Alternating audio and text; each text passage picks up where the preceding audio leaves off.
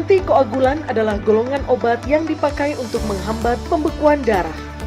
Obat-obat ini tidak melarutkan bekuan darah seperti trombolitik, tetapi bekerja sebagai pencegah pembentukan bekuan baru.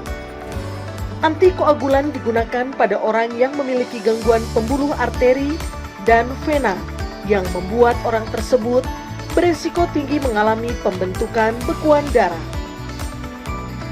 Gangguan pada vena mencakup trombosis vena dalam dan emboli paru, dan gangguan arteri mencakup trombosis koronaria, infark miokardium, adanya katup jantung buatan, dan serangan pembuluh darah otak atau stroke.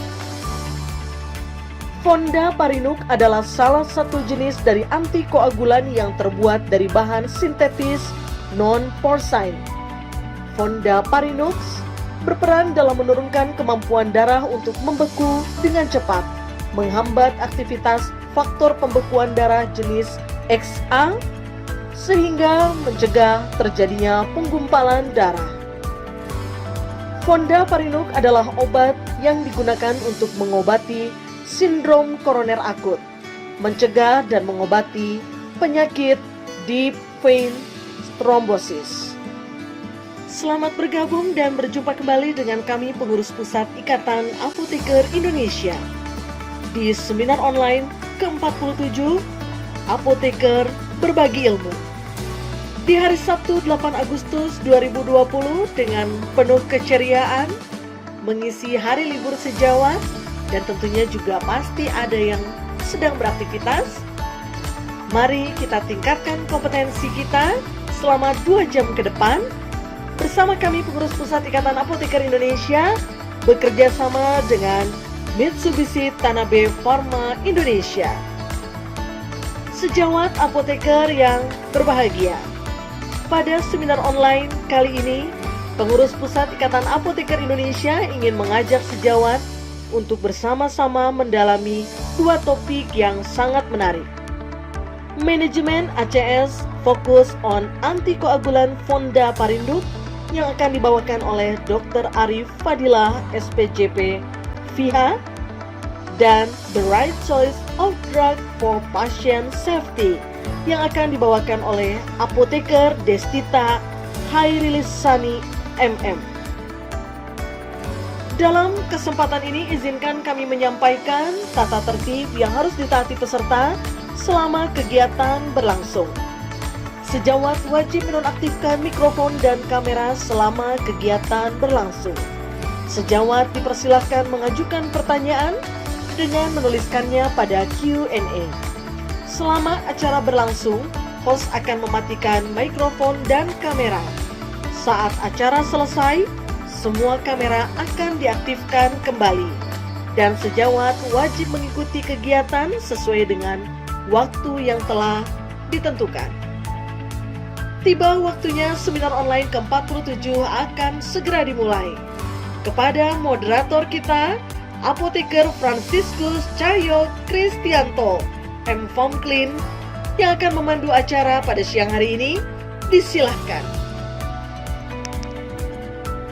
Kegiatan terselenggara didukung penuh oleh Sistem Informasi Apoteker Indonesia, PT ISPI Penerbitan, bekerja sama dengan Mitsubishi Tanabe Pharma Indonesia.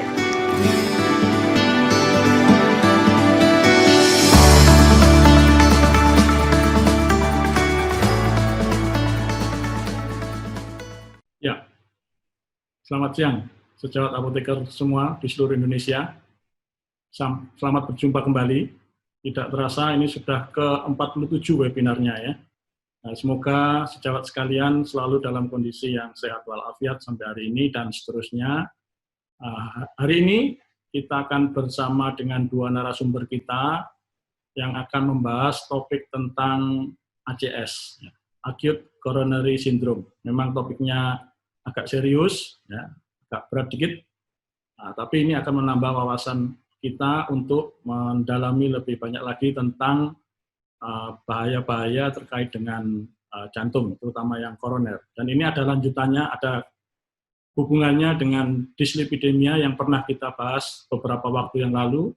Nah, ini kalau dislipidemia dibiarkan, nantinya juga akan mengarah ke ACS. Ya, nanti akan ada beberapa istilah yang cukup spesifik yang mungkin sering dinikmati oleh sejawat-sejawat yang di rumah sakit, tetapi tidak ada salahnya yang di komunitas juga ikut belajar supaya juga bisa mengetahui tanda-tanda dan gejala ketika kita bertemu dengan pasien yang mengalami ACS. Ya.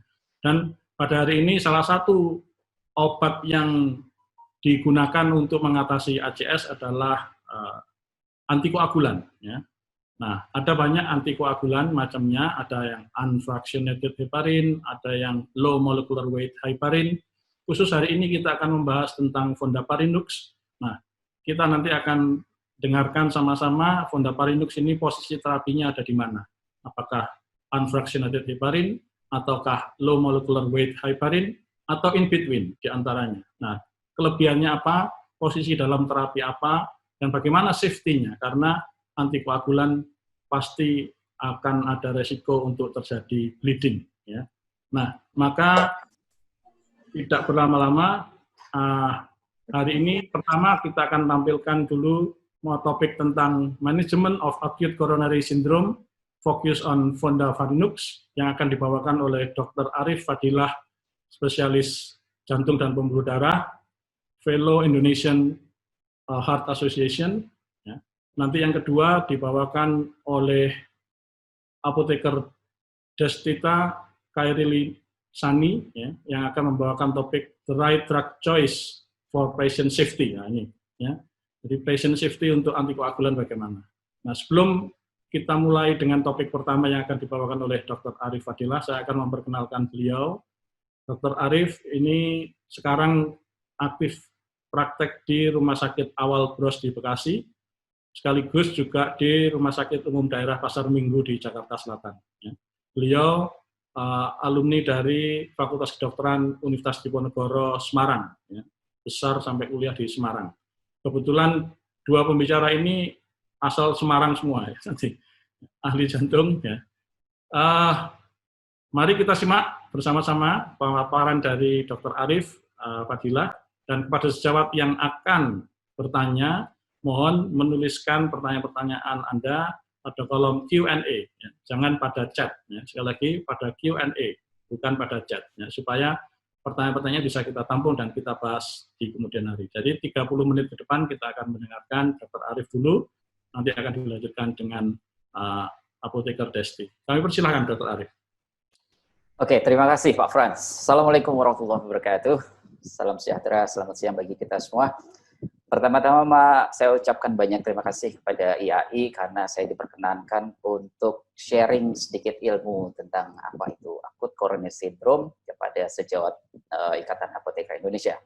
Yang kedua, saya juga mengucapkan terima kasih kepada PT Mitsubishi Tanabe karena ikut turut andil dalam mensukseskan acara webinar online pada siang hari ini.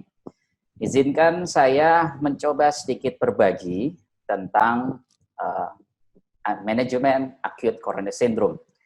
Pada siang hari ini saya akan lebih fokus mencernakan tentang apa itu acute coronary syndrome dan bagaimana perannya fondaparinux terhadap penata laksanaan acute coronary syndrome.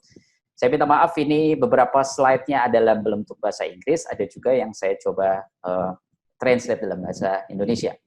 Pertama kali kita harus mengetahui dulu learning objective kita pada siang hari ini, yaitu kita mengusahakan agar kita semua mampu memahami apa itu patofisiologi dari sindroma koroner akut.